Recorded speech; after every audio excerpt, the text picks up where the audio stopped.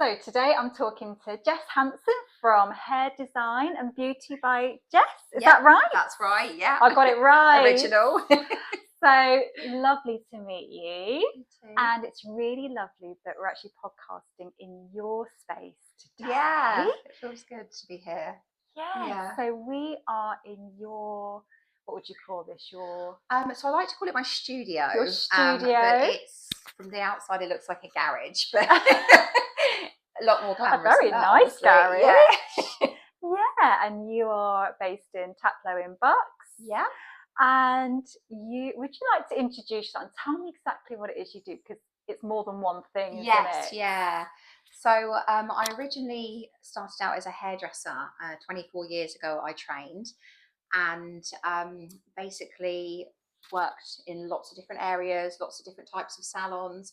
And about 8 years ago, I was really struggling to juggle mum life and working in a salon. I was always also working in like a nightclub a couple of days a week to just bring in enough money in to, Wow. so when they were at their dad's, I'd be doing that. So just to bring in enough money, for clubs, how expensive being a mum is.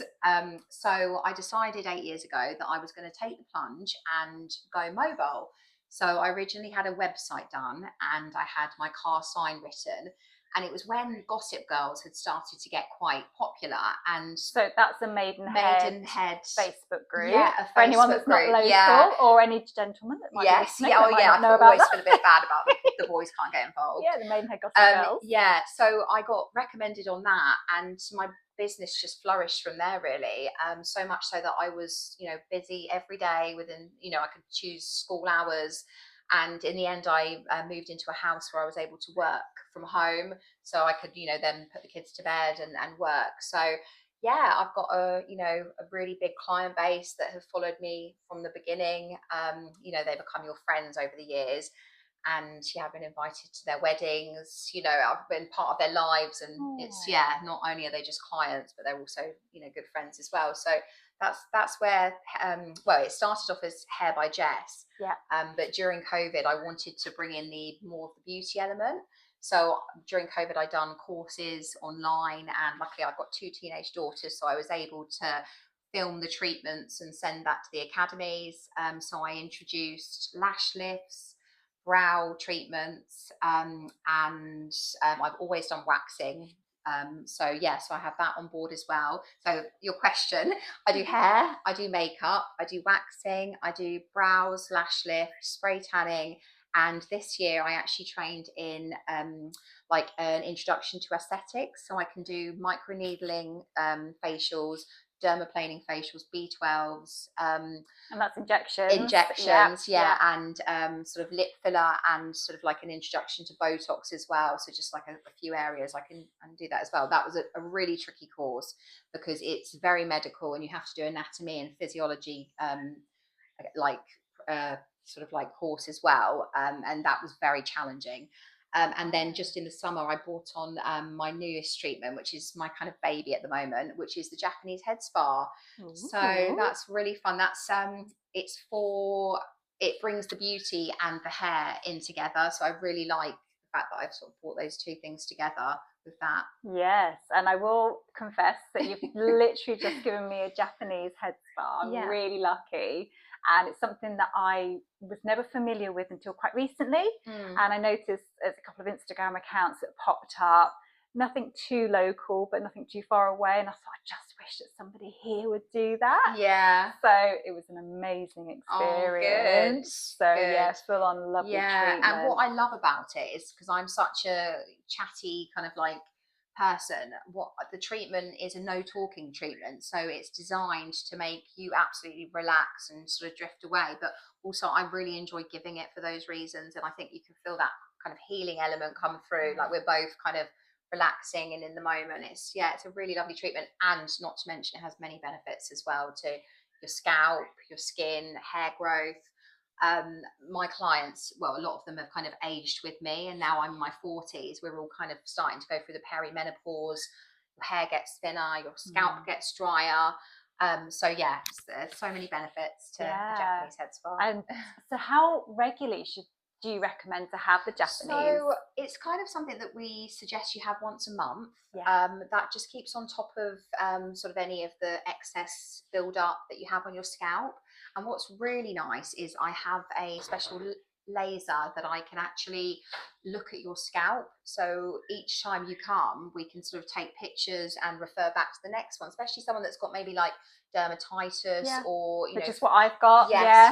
So if we could sort of obviously take that record from this time, I can save it to your account, and then next time you come in, we can obviously review it and see if there's been any improvements, and I'll obviously give you like treatment at home. Mind you do have it all under control, but but it was really interesting to have a look at under the microscope, because you had it on your phone and you're showing me like what my scalp looked like up close and personal. It was pretty grim, scary, but definitely. And I also use that particular camera, sort of like zoom camera, for some facials. So for the microneedling facial especially. So what is that? Is that painful? It sounds painful. It is quite painful, but you can have numbing if you don't have a high pay threshold. It's basically a very slight penetration of the skin with lots of needles. So it means that the product that I use, which is a medical grade product, actually penetrates your skin.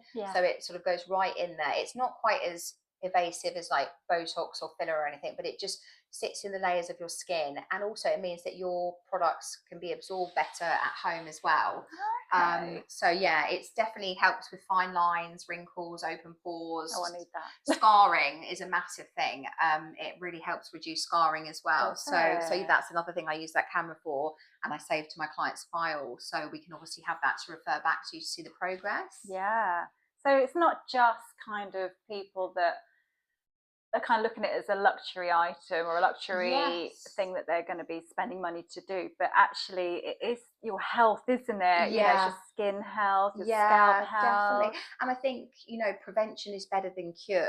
And I think a lot of the younger generation are now realizing that skincare and really eating healthily, drinking their water, getting their sleep, and having the right skincare is actually as important as you later on in line thinking, I just get different treatment, Botox, just get some filler Botox and stuff. to undo it all. But if you're producing, with the microneedling, you're producing the collagen. So that definitely helps. It's definitely something that long term you should definitely sort of invest in. So just setting aside, that money monthly will save you money in the long run. It'll save you in the long run. Save what's going under the knife. Say. So let's talk about your why then. So why did you decide to come into working for yourself, or all the different things that you're doing? So obviously you've started with the hair and then you bring in the beauty. So ever since I was a little girl, I always wanted to be a hairdresser. So that was obviously the starting point. 24 years ago, I trained at college, and when you train at college, they tell you that you can work on cruise ships, you can be abroad working, you can work around your family, and it really is a job that you can just grow with, and there's so many different elements of it. And I think when I was younger, hairdressing was always seen as a bit of the easy option, or just go to do hair or beauty. But actually, it's that there's so much science involved in it, there's maths involved in it. Obviously, when you're doing the products and mixing and everything. Don't think of that. Yes, there's so much more to it. And there's a skill as well. Exactly. And then I think, for instance, I still speak to one or two people that I trained with all those years ago, got them on Facebook and stuff. But there was about 12 of us in our group, and only 2 of us are still hairdressers. So I do think you can, especially with college, not so much with an apprenticeship, but you can go through that process of ticking all the boxes, all the modules, doing the course. But at the end of it, you might not have what it takes.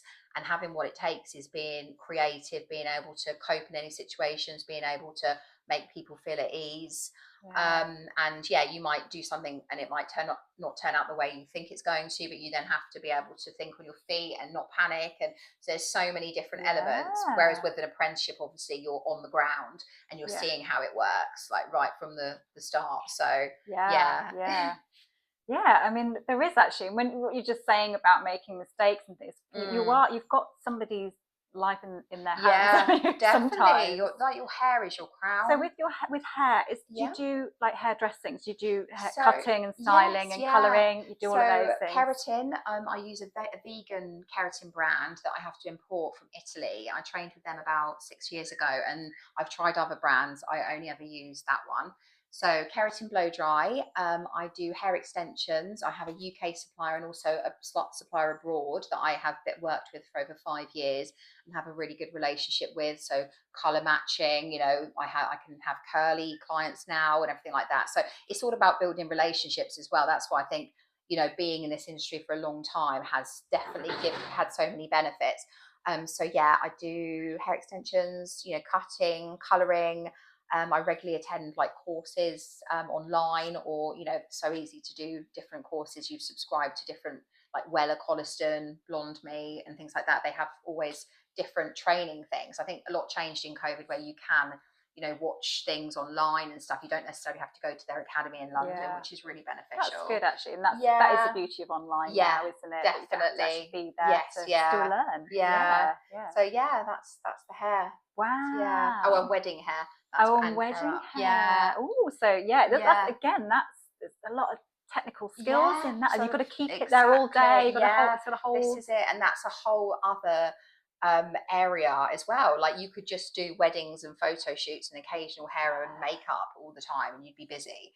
That's I've tried to kind of shy away from it the last couple of years, just for personal reasons, because my youngest is 4 and I never have my weekends. But yeah, that's the only thing with weddings. It's always the weekend. Exactly. Isn't it? I do some if there's like a backstory, like they were my bridesmaids 10 years ago for someone else, and I'd done their hair then. They loved how I did it. And so yeah, I've got one next Saturday, actually, a really big one in Ascot, which I'm looking forward to doing. And there's a friendship group, and she's one of the other friends, and so there's a backstory, so that's what I'm doing. Oh, lovely. I love that story right at the start as well, of you just went onto Facebook. I know. And then you created this, because having the local Facebook groups, even though, I mean, I've discussed marketing with other people on the podcast and talked about all different types, but it does still work, doesn't it? And then we've done it at the right time, and I think I definitely local, it's just that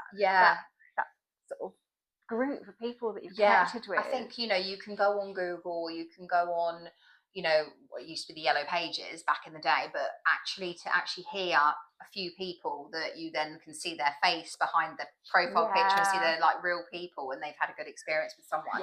I think, you know, that is always my first go-to as well, online to source. Have a look on stuff. I would say, like, have a Facebook page, because you can go onto the website, but you can really update that. You can put those stories up all the time. People like to see that, don't they? They do, and a bit of your personal element as well, I think, makes people feel a bit more at ease. So your business journey, have you had struggles along the way? Yeah, I have had struggles, definitely. You know, obviously doing this job, it's very personal and you're spending time. So, you know, we all have struggles in our personal life, and it's really hard not to let that resonate in your job. Not necessarily in the skill that you're doing, but, you know, if you're having a bad day, you have to paint on this smile and be a bit of an actress. You do. But then again, I guess that gets you through things, doesn't it? And I did have a setback about 2 years ago. I had the opportunity to manage and work in a salon in Bourne End on the Parade there. That's in Buckinghamshire as well. I always wanted a high street salon, and I was so excited about this opportunity. I'd done a lot of work for free there, and I brought in about 9 independent businesses, and we were all like a great collaboration. It was working really well, but unfortunately the investor pulled her investment and had to liquidize the company. So I was very embarrassed about that, because I'd plastered it all over my social media. I was the face of that place, and you know, it's really hard, because for a while I was like hiding under the duvet thinking, I don't want anyone to know about this. I'm embarrassed. I suppose you felt like you'd failed. I felt like I'd failed. But you hadn't actually, it wasn't like you started and failed. So true. At least it was the right time. Yeah, exactly. And it closed on a high, which was nice. So that was always good. Good. So you do have setbacks, and you just have to become like so resilient. not really sort of like thinking, so obviously you always care about what people think of you because you want to be a nice person and good at your job, but you do have to have that element of actually, who cares what that person down the road thinks of me. And sometimes it's just us. I mean, other people probably don't really. So true. They probably don't worry that, okay, it's a shame that happens, but we feel quite embarrassed. Yes. But actually, they might be quite empathetic and thinking, of course, gosh, you're going through all of this. Definitely. It's, I think it just depends how you're wired. But exactly, but also keeping it real. I think you mentioned earlier about keeping it real. And, and it, real life stories, and people can resonate and think, actually, and you've come back from it as well. This happened, and not only is it your resilience, but you're showing that as well to other people, and they would admire that. I think. Yeah, that is one of my favorite things to say. Just keep showing up. Trust the process, and just and I wanted to say about I know it seems quite vain, but if my hair looks nice and I've kind of got a bit of makeup on, I find it a lot easier to show up. Don't get me wrong, I don't always not sport the mum bun, but I do think that how you look, it empowers you in your personal life, in your work life, and how you feel as well. I mean, even for me, I'll get up in the morning, shower without fail, and makeup on, and I could just go and sit at my kitchen table and stay there all day, not even do the school run because I'm too busy, get my husband to do it. Nobody's seen me all day, but I can't just not. I just don't feel like I'm awake. Definitely. Exactly. Keep showing up. Keep showing up. But I think that also, as you said, you talked about resilience, and it does help us the next time. And it's good not to look at it as a fail. It's good to look at it as something that you're learning from. Definitely change the narrative. Definitely. And for the record, I would definitely not want a salon on a high street. After working in that, I love the one-to-one experience I can give people. When you're paying your rent for a big building, you obviously have to juggle. This is why when you go to some of the high street salons, then she might be doing 2 or 3, or he might be doing 3 people at the same time. Whereas now I make sure I manage my diary, so I just give that one-to-one service to people, and it's more personal, and I can really focus more, and I think that's important. And it's lovely because it's your home, but it's not too intrusive because we're not in your home. It's sort of separate entrance, but it's still that homely environment, which is really nice. You're not going into a shop where people are just walking past and they can look in. Sat with the foils in the window. So you work with women, don't you? I think you do have some male clients, but you're all about empowering women, aren't you? Massively, absolutely. So you talked about showing up, making sure your hair's done and your makeup's done. Do you feel that, just having these treatments, they help with empowering? I do. I generally do. I know obviously everyone's struggling for money at the moment, but there's certain things like, us girls and women, we won't sacrifice, getting our nails done, having your hair, roots done, certain things they just make you able to deal with the stresses of life a bit better. So I think they do actually. Because you get, as I was saying, I have to have my mascara on, or I can't walk down the street.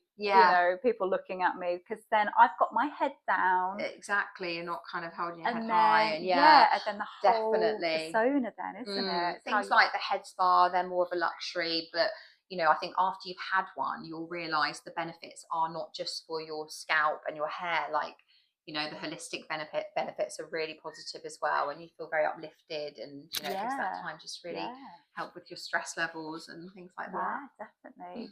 So have you seen any transformations? Have you got any stories?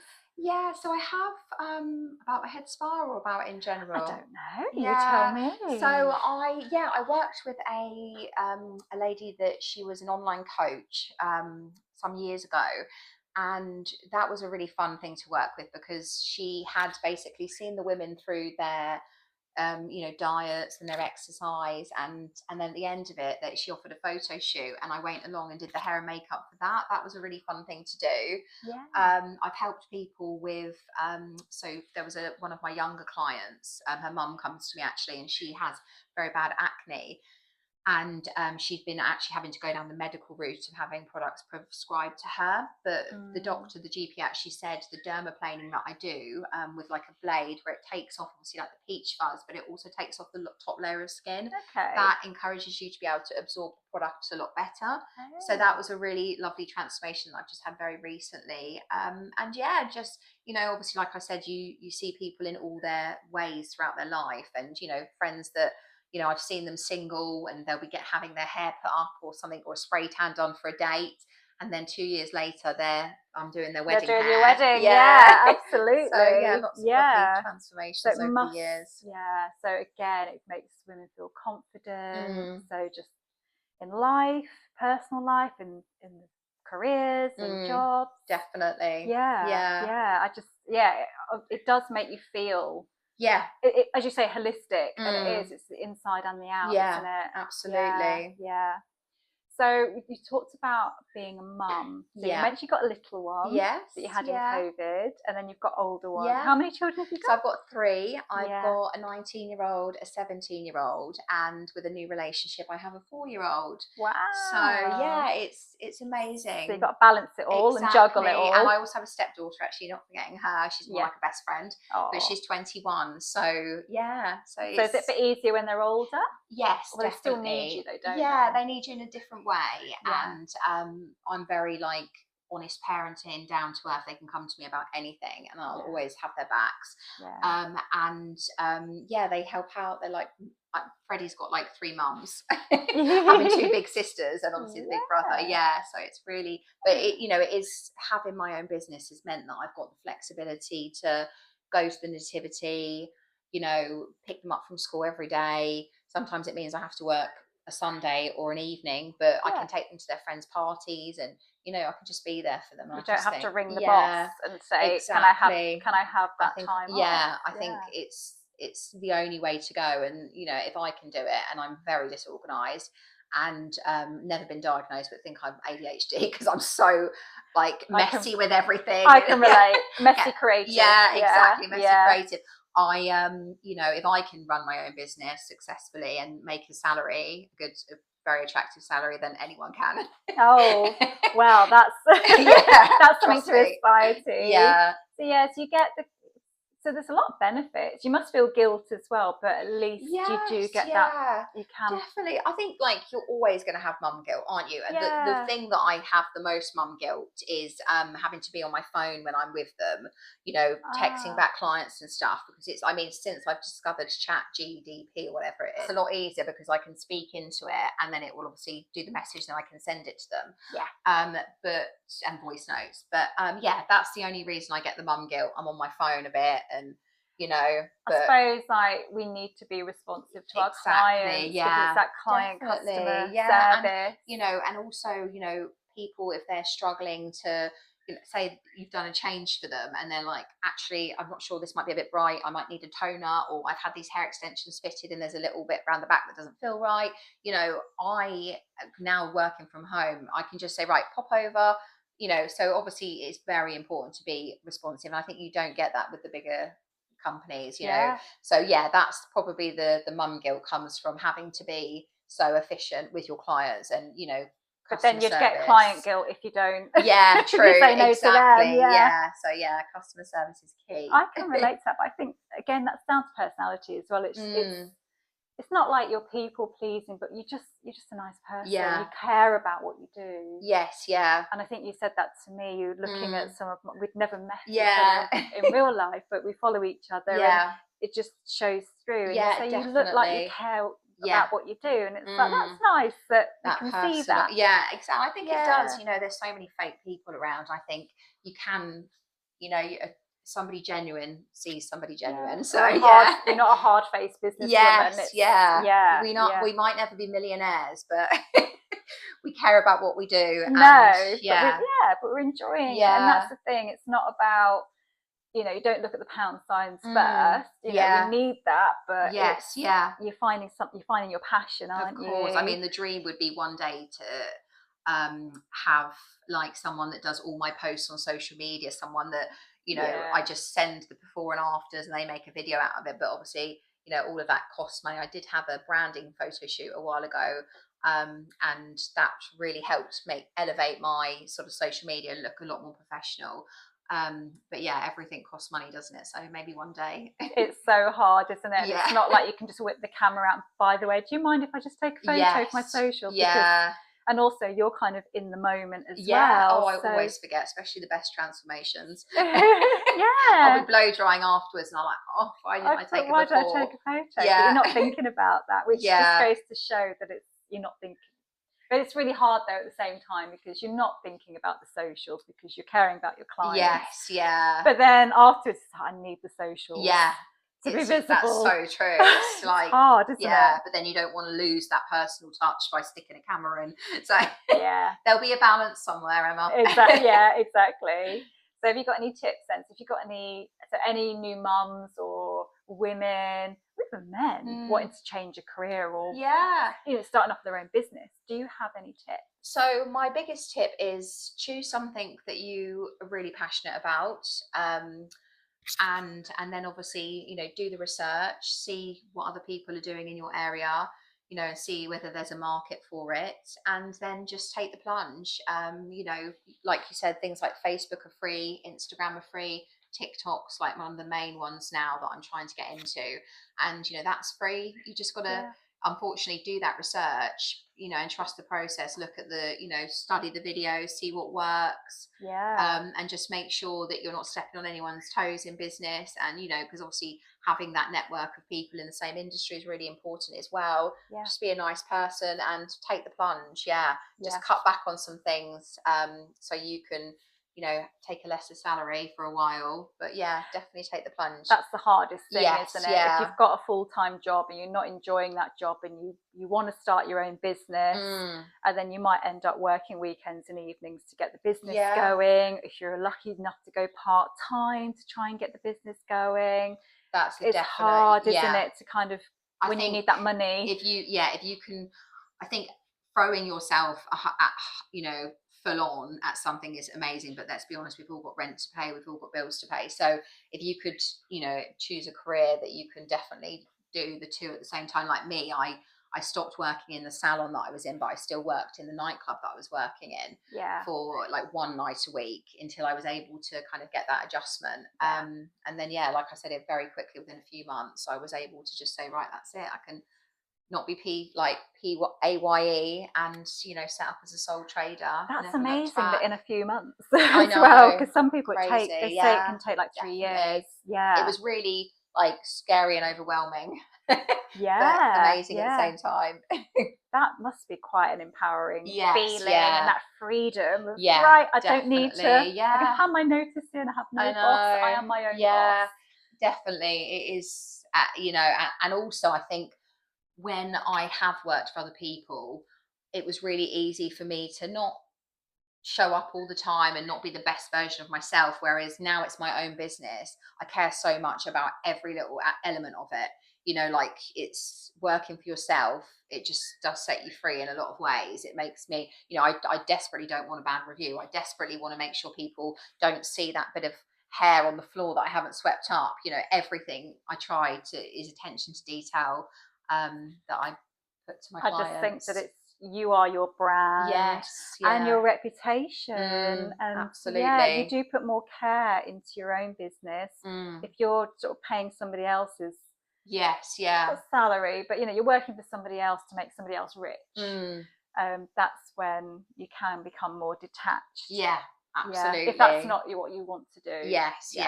I mean, working for yourself isn't for everybody, but if your dream is to have your own business, then definitely. So we talked about resilience, and we talked about kind of not taking things personal and just surviving, really, and rolling with the punches. And definitely. I think it's really important that you're saying about having that circle around you, having your team, having your tribe, your girl group, boy group, whatever it might be. For me, I do a lot of networking, and you said about making friends with what you do. I've made friends doing that.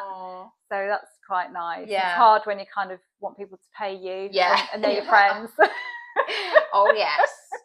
Everyone loves going on a night out with me. Getting their lashes stuck on and their hair combed. You kind of end up like, here, I have it for nothing. But you know, everyone has a quality, don't they? And they do. You know, if you do something nice for someone else, then it comes round. So yeah, I think so. Definitely. I think so. Yeah, I don't think sort of being that kind of hard-nosed business person, as I mentioned earlier. I think it's karma is a nice thing having that personality will come through, and if you're a genuine person, that comes through definitely. So you've worked in the industry for quite a number of years. And have you seen changes? So obviously you were saying about how you've developed your own skills. So now you're doing the head spas, which I've only just sort of seen it quite recently. So I don't know if it's a new thing or not. But have you seen lots of changes? There's been so many changes. Like the core skills are still the same. So, and the cuts and the trends, they all come back around. But what's changed so much is the science behind it and the chemicals. So years ago, if you bleach someone's hair to a certain point to lift it that much, it's going to break. You're going to have what we call in the industry a chemical cut, where it snaps off. Whereas now, you've got stuff that actually repairs the bonds and rebuilds the bonds in your hair, like K18, Olaplex. So you can actually push levels, push things further with what you're going to achieve. And also, the reason I done the hair extension course 6 years ago was because I wanted to be able to, bring that into like the balayage. I mean, balayage wasn't such a big thing, like however many years ago. It's just massive now, like a lived-in blonde. People wanted their foils. Well, it used to be highlights, didn't it? Even when I was young, my mum used to put foils on my hair. When I was a child. Yeah, she did. Or lemon juice or sun-in. But this is the thing, like now people want that kind of lived-in look. So, having a bit of a root smudge or a root melt, or the balayage, people want that look. I love these terms. So and a money piece at the front, so it's so it's a money piece is just like the blonde bits, like back in the day Jerry Halliwell had it in Spice Girls, but now you just have like a couple of little blonde bits at the front and then the blonde going through. So it's all more natural now. That's in fashion, isn't it? And actually natural, that would have been like where the sun had just kind of kissed the front, like you've got it natural. I can see much a little bit brighter at the front. Getting grayer, but natural highlights. So it's amazing how the industry has changed, the products. And what I'll always do with my clients is I'm very picky about whose hair I do, to be honest, because I have to make sure that people are going to follow the aftercare, especially with extensions. I had a girl come into me once and she wanted really long hair. Her hair was very fine. She bleached it herself. She was using, not like professional products. And like a box dye from Boots. And she had like traction alopecia, where she'd had the rows of the extensions pulling so much. And I said, no, I can't do it for you. And we ended up having quite a heated conversation. She was like, well, why can't you do it? And this isn't good and blah. But I need to know that what we do in here is a very small part of how your hair is going to look, because obviously if you're not using your heat protector, if you're not using your color shampoo and conditioner, if you're not like looking after your hair extensions how you should be, then it's not going to work. So I definitely. suppose it's like going to the dentist and then just relying you've got it you've got to do the maintenance and again with the skincare as well, and with waxing, please exfoliate in between to get the ingrown hairs out. It's all. So but now obviously there's so many more products out there to do that. So I'm in the process of setting up an Amazon page. So people, I can use products on them or recommend them to buy things from my Amazon account. So that's something I'm in the process of organising with my virtual PA, who I do her hair and she does my PA work. Oh, amazing. So another little network. It's really hard. You end up going into super drug Boots, wherever, and you just pick up. You don't know what you're using really. And everything with extensions, you have to use a sulfate, plastic free product, and some people don't have time to get it online, they need to buy it. So you go, I got caught out myself because I have extensions recently, and I was in Superdrug. They look very natural. Thank you. That's a good advert for your extension. Thank you. And I had to look through every single product in there, and there was only one product that was actually the cheapest product that didn't have the ingredients in it that you need to use on your extensions. paraffin free, sulfate free. So yeah, it's like going to the supermarket, isn't it? We're talking about ultra processed. There's a big thing about ultra processed food. And I think there's an app. Is it the Yucca app? Oh, my friend's I'm wondering if that would work on shampoo. Yeah. I never even thought of that. I'm pretty sure, because I remember she's currently going through IVF and she's using different skin moisturizers and stuff, and not using this, not using that. So it must do products as well. Actually, that's a good shout. Yes, even I'm going to do that. I'm going to think of that. Yeah, because you think about what you're eating, but you mentioned that earlier as well. Like, it's what you put into your body as well as what you put on. Yeah, so if people come to me and they're having, you know, a lot of hair loss or something like that, they sort of say, is it because of this, the colour, or something I'm doing at home? And a lot of the time it is, you know, because they've got stress, hormonal changes, issues. Or they're just, you know, or a lot of, I've seen it a hell of a lot recently, people that are on the skinny jabs, so Manjaro, Ozempic and stuff like that. You have a lot of hair loss with that. So I've been obviously helping people with that too. So just making sure that they're having the right nutrients and stuff, taking the right vitamins. So yeah, it's you have to kind of be aware of what you're putting into your body comes out. And you know, the hair, nail, skin vitamins and stuff like that, they are really good. You will see absolute improvements from using those. Because the other thing you mentioned, collagen with the microneedling, because some people say take collagen and other people say no, don't take collagen, it doesn't work. And then you've got all the different types, and then it's a minefield. It is confusing, isn't it? Yeah, I know. For me personally, I kind of look at the 3 prices of, say, 3 products and go for the one that's in the middle. I think that's the psychology, isn't Maybe, it? I've heard that. You go to the middle one. Yeah. So before we finish, we're going to really cool, nice chat. Lovely. So, any takeaways or any advice for anyone listening or watching, because we're recording and doing audio? Self-care is so important. Take that time for yourself. Whatever is going on in your life, it can wait, because, you know, we put everything before we do ourselves sometimes and we burn out. So, yeah, absolutely self-care. That's not just me plugging myself. Even if it means you just need to go for a mental health walk, I'm all about that. And yeah, take the plunge. If you're thinking of, you know, starting up a new business, like we said, you can run it alongside something else. And yeah, generally just be a good person, because what goes around comes around. And that's pretty much all I can think of as my take home. Just be genuine. Yeah, be genuine. Get your tribe. Yeah, get your supportive group. And and just like, remember, like, you can't pour from an empty cup. So again, the self-care thing. Yeah. And remember your why. Yes. Remember your why. The days when it's tough. Yeah. Think, what's the alternative? Yeah. Definitely. Yeah. Always say, is it stacking shelves in Tesco? Yes. Yeah. Definitely. It might be hard. There might be your quieter months. You know, but you know, it just, while you've got your quiet times, make that time to do positive things, like do your wish list, do your manifesting, do your research. You know, you can use those quiet times to do really productive things. Yeah, that's a good tip, actually. Yeah, or sit and do your social media for the year. Exactly. Yeah.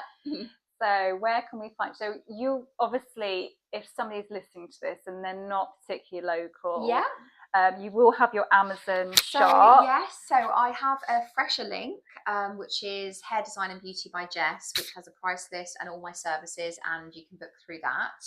I also am now on Google, so you can obviously find me on Google for Japanese Head Spa. And I'll have a link to my account for my Amazon products very soon. Lovely. Thank you so much for talking to me thank today. you. Lovely. Cheers.